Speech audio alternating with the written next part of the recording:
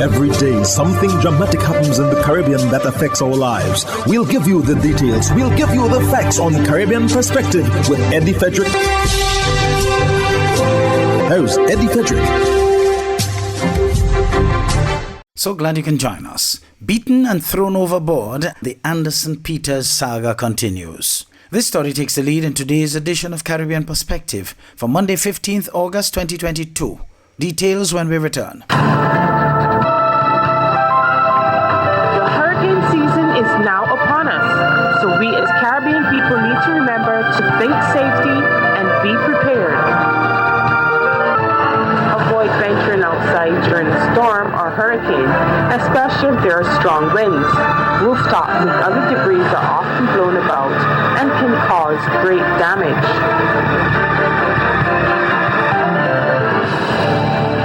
Welcome back. It's been labeled an incident which can hamper regional harmony. It has landed Trinidad and Tobago at the ire of Grenadian brothers and sisters. This after Trinidad and Tobago crew aboard party boat Harbour Master assaulted and threw overboard the island's champion javelin medalist Anderson Peters. Overshitawari Rupnarayan of TV6 News has that story. It's being described as a national shame. Video surfaced on Wednesday evening of a boat ride gone woefully wrong. We urge our viewers the video shown contain violence and may be disturbing to certain audiences. But this is no regular brawl. Reports indicate this incident occurred on the Harbour Master vessel, and the man attacked is none other than Grenadian world champion javelin thrower Anderson Peters.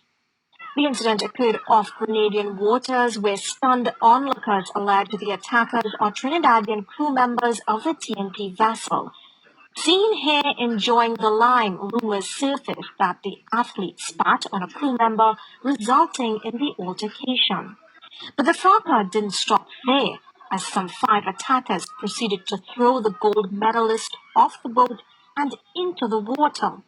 The vessel left TNT to visit Grenada for a tri-island carnival celebration. Grenadians took to social media venting anger at Trinidadians for dishonoring their national hero. The Grenada Olympic Committee issued a statement on Thursday condemning the attack. Some called for a boycott of everything Trinbagonian, saying this is not the first time their nationals were abused by the Trinidadian crew. Grenada media are reporting that Peters received medical treatment for minor injuries, while the men allegedly involved in the incident are said to be detained by the island's police force. TV6 tried reaching Adrian Schoon, managing director of the company which owns the Harbour Master party boat, but received no response. Peters returned to his native Grenada days ago after copping silver in the javelin throw at the 2022 Commonwealth Games held in Birmingham. He is the world champion javelin thrower as per the 2022 World Athletics Championships. Just last week, Chief Secretary of the Tobago House of Assembly, Fali Augustine, announced a plan for a Tobago-Grenada ferry as part of arrangements for the upcoming Tobago Carnival in October, and as a means of fostering greater ties between the islands of Tobago and Grenada. Contacted today, Minister of Foreign and CARICOM Affairs, Dr. Amory Brown, says he called his Grenada counterpart on the matter and was promised some specific information. Abhishek Tiwari, Rupnarayan, TV6 News. According to a press release from the Grenada Police Service, 6 Trinidadian nationals were arrested and charged on Friday, 12th August, in connection with the incident involving Anderson Peters, which occurred on board the Harbour Master vessel on Wednesday last in St. George's, Grenada. John Alexander, 55 years, deckhand of Arima. Michael John, 35 years, sailor of San Juan. Noel Cooper, 42 years, captain of GURP. Lance Wiggins, 45 years, sailor of Coco Reed, and Shion Jack, 28 years, sailor of Coco Reed, were all charged with 1 count each of grievous harm and stealing, while Abiola Benjamin, 40 years, operations manager, police officer of Maraval, was charged for assault on Anderson Peters.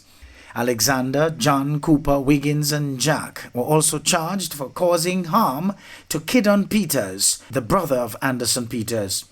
All of the accused individuals are scheduled to appear in court on Monday, 15th August 2022.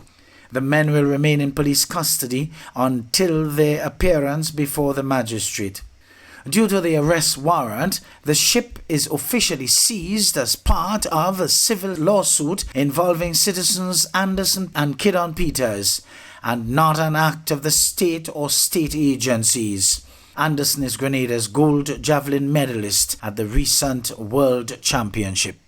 We at Caribbean Perspective appeal to members of the Grenadian public to not allow their emotions to run amok, to the point where they end up dispensing disparaging comments against the citizens of Trinidad and Tobago, who have been known to be kind time and time again to us Grenadians in our times of need. Our Hurricane Ivan experience proved how giving both the government and people of the Twin Island Republic have been to help keep our economy afloat with tangible aid to our government, especially in the area of paying salaries to public servants, and the boatloads of help that arrived from the citizens of Trinidad and Tobago otherwise.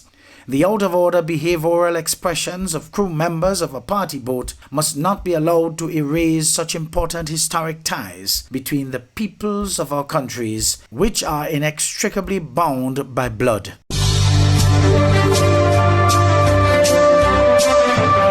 You're listening to Caribbean Perspective with Eddie Frederick.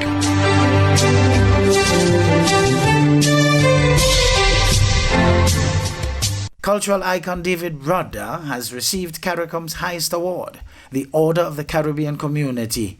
The award ceremony took place on Wednesday at the Diplomatic Center in St. Anne's in Trinidad and Tobago, as Rudder was unable to attend the Heads of Government Conference in Suriname last month, where the awards were presented. More in this TTT News item. His tremendous work in the art form was celebrated on Wednesday afternoon when he received the Order of the Caribbean Community at the Diplomatic Center in St. Anne's, Port of Spain. Delivering the citation at the special event, Minister of Foreign and CARICOM Affairs Dr. Amory Brown lauded the cultural icon, saying he was a consummate creative whose name is synonymous with Caribbean pride. Joy, despair, hope, love. He gave us the songs of who we are as Caribbean people.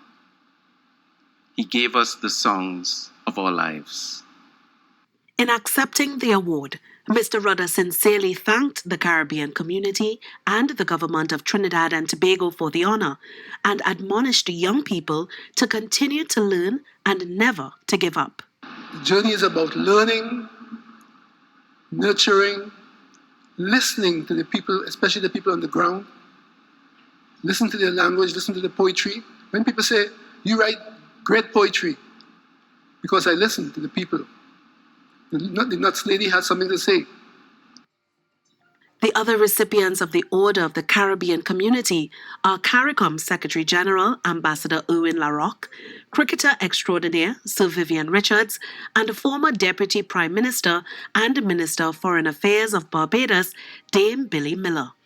Ayana Carter, TTT News. Jamaica's Prime Minister wants consensus to tackle violence. TVJ's Anthony Lugg reports. Let us create a space in which the treatment of violence is not contested politically, that we share in the victory of overcoming violence. Prime Minister Andrew Holness issuing a charge to opposition Senator Peter Bunting at a function at Jamaica House on Thursday. Moments before, the Commission on Violence Prevention revealed its findings. Jamaica continues to grapple with a number of social ills which impact violence in the society. Among them, domestic violence and corporal punishment. By 9 months, we are already seeing that boys are treated different from girls. And so this is another important aspect that we have to address, the gender-based approaches to violence. For decades, successive governments have implemented a number of programs and policies to reduce crime. A recent RJR Gleaner Don Anderson poll showed that 46% of the population believe that Jamaica's inability to control crime and violence is the country's biggest failure since independence. To tackle underlying issues, another call for consensus. On the crime issue, Peter, I think we need to spend a little bit more time in analyzing what are the factual situations so that the concerns you have, the concerns I have, can be truly analyzed. We haven't been able to get to political consensus. We are attempting it. We have a framework in place. We have CMOC, but we haven't reached genuine consensus on how to tackle crime. I'm hoping that having taken this approach, where we have asked an independent body, all the persons who are on this body are strong, independent persons who can analyze the data and say to the government, here is what needs to be done, and to the opposition as well, here is what needs to be done. It's left to be seen whether the government will implement the recommendations made by the Commission on Violence Prevention and how effective they'll be. The nation should understand that this is not going to be the flip of a switch. It is going to take time. So we're dealing with this from Colombo set foot on Jamaica to know. It's not just going to happen overnight. But if we have the consensus, if people begin to tune themselves to the new narrative, then we can have a change. Anthony Lug, TVJ News. Teachers and other members of staff employed by the state and who refused to be vaccinated during the height of the COVID-19 outbreak in St. Vincent and the Grenadines and were subsequently dismissed are invited to reapply for rehire. According to a statement, those desirous of being hired must submit a letter of interest addressed to the Chief Personnel Officer, Arlene Sam, and delivered to the Permanent Secretary in the Ministry of Education and National Reconciliation, Milk Burke, by August 15. The Ministry of Education states that the invitation comes on the heels of an amended regime for frontline workers, whereby the government has approved the employment of unvaccinated persons in specific positions covered under statutory rules and orders number 28 of 2021. Last week, the government of St. Vincent and Grenadines approved the employment for unvaccinated persons in specific positions under the statutory rules and orders, while Cabinet decided that individuals who apply for positions within the public service for which there is currently a vaccine requirement under the order may be considered for employment on a case-by-case basis. The issue of pension reform is a serious matter in Barbados, according to the leader of the Democratic Labour Party, Dr. Ron Yearwood, who says he wants to see measures implemented that this scare of the fund drying up by 2034 never happens again. The reform is not about now, the reform is about future generations. It's basically for my kids, for your kids, for persons watching at home, their grandkids. So we look forward to seeing what is offered, but we're making it clear the position of the Democratic Labour Party is that there has to be serious discussions and consultations. This cannot be a theatre, and we are willing to engage and work with all parties who are obviously looking to do the best for Barbadians when it comes to pension reform. Hubbard's Multi-Department Mount Gay and Hubbard's Tire Bay, located at the Building Supplies compound in Grand Anse, are reminding the motoring public that another round for licensing and inspection has begun. Just arrived on new shipments of quality furrowed and torque tires to fit all makes and models of vehicles at competitive pricing. Shop early to avoid the hassle of long lines. WhatsApp them on 473-405-5482. Hubbard's, quality service, affordable prices.